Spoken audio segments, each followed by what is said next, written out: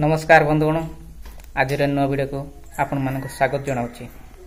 बंधुगण आज आम जाना दांत पोक कटा विषय चलतु क्यों जिनस प्रयोग कले दांतर पोक कटा भल होता है। चलतु बंधुगण आपण मैंने समस्ते जानते प्रायतः केते जन सबुदिन पान खाती पान पत्र द्वारा दांत पोकार केमिति प्रयोग करा जाए आसतु से विषय टी आज चर्चा कर पान डेम्प एवं कर्पूर एकत्र पेशी फोक कटा दांतरे गहरे पुरैले तत्क्षणात जंत्रणा निवारित हुए। बंधुगण आपण या प्रयोग करंतु देखिबे आपणकर पोक कटा सब उपशम हो जिवो। बंधुगण आसंतु आउ एक विषय रे आज आमे आलोचना करिया। बंधुगण रहिछि मुंडबिंदा। चलंतु बंधुगण से विषय रे जानिबा कोन कले मुंडबिंदा भल होता है। पानपत्र कपाल रे चापी रखिले मुंडबिंदा कमी जाए। यार प्रहार उपशम शक्ति रही। बंधुगण आपण निश्चिंत या प्रयोग करंतु देखिबे आपणकर मुंडबिंदा खूब शीघ्र भल हो जीव। तो आउ गोटे विषय वस्तु रही बंधुगण छाती पड़ा। चलतु बंधुगण से विषय टिके आलोचना करिबा।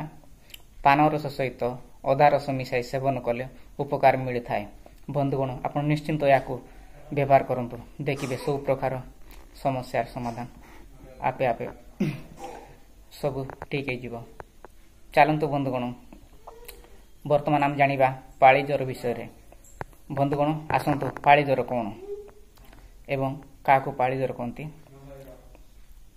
से विषय में आज आलोचना करवा रही। बंधुगण शनिवार किंबा रविवार दिन से तो दुब आनी चूर्ण करी से चूर्ण को अल्प नहीं पान रस सहित मिसाई सकाळु पाली ज्वर होते व्यक्ति को पीवा को देले ज्वर भल हो जाए।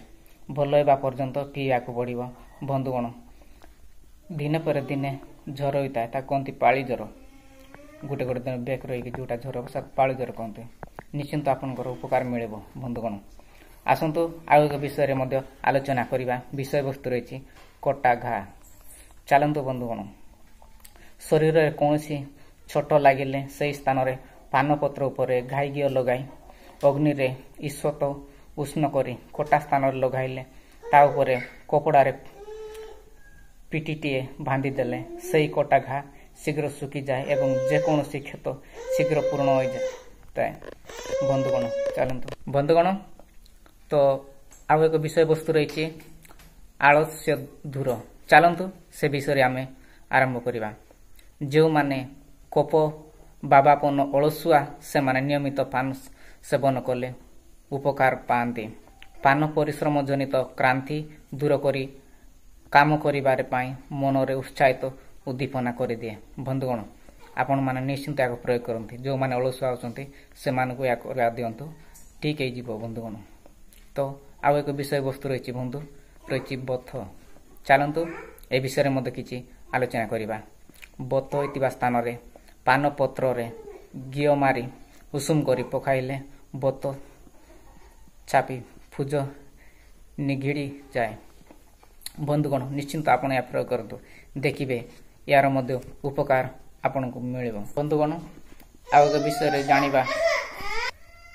बंधुगण श्वास विषय आज जानिबा। दही फेलिबा आरंभ होगा मात्रके पान रस सहित मुँह परीक्षा दे छाटी छाटी खाइले एवं पान पत्र सरिष तेल मारी अल्प उषुम करी छाती रे घोषी देले दही कष्ट दूर हो जाए। छाती रे जमितिया खोप मध्य बाहरी जाए। बंधुगण आपण निश्चित या प्रयोग करंतु देखिए भल हो जीव। आसंतु आउ एक विषय रे आलोचना करवा। बंधुगण तो विषय वस्तुटी रही अर्श। चलतु से विषय में आज आलोचना करवा। पान चेर एक भरी को चिकण कर बाटी से पुराणा किसमिश बटा एक भरी मिसाई देवे। उभय मिश्रण को 5 रति मात्रा रे बटिका करी रखिबे। से बटिका गोटे लेखाए सकाळे खाली पेटरे भासी पानी रे खाइबे। अर्श को रक्त पड़िबा दूर हुए। बंधुगण आपण माने मिति प्रतिदिन करंतु देखिबे निश्चिंत भल हो।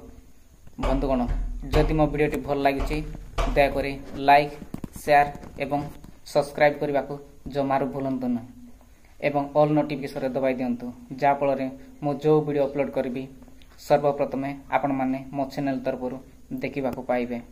ବନ୍ଧୁଗଣ, ରହୁଛି। ନମସ୍କାର।